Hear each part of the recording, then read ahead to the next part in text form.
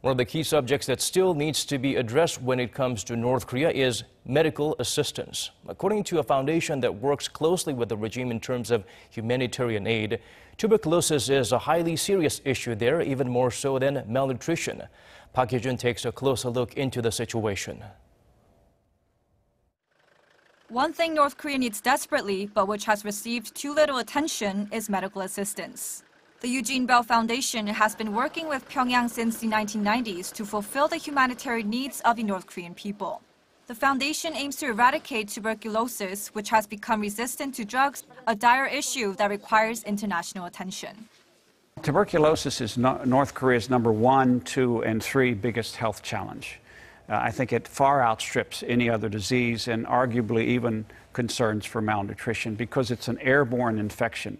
And it can go dormant and become active decades after someone actually contracts it. An estimated 8,000 North Koreans contract multi-drug-resistant TB every year. The foundation has been treating about 15% of them, and the Global Fund 5%. But at present, there's not much that can be done.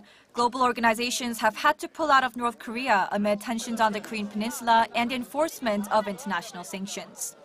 The latest sanctions, for instance, prohibits metal, and a lot of states have interpreted that to mean anything that contains metal, so that the latest sanctions have thrown the a whole series of normal, regular humanitarian-related items into question.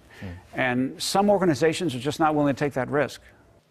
If tuberculosis isn't treated, it will only spread. Regardless of the obstacles that now exist, Dr. Linton believes that humanitarian problems like TB should not be sidelined by politics.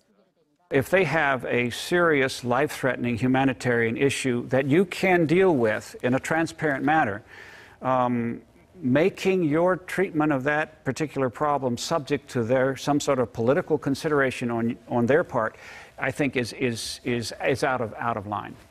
So there should be a dual-track system where basic humanitarian needs are met with regardless of the political or military tensions. And according to Dr. Linton, North Koreans are very determined to go ahead. He says humanitarian assistance is likely to bring great benefits to them, much more than the easing or lifting of economic sanctions. Hee-jun, Arirang News.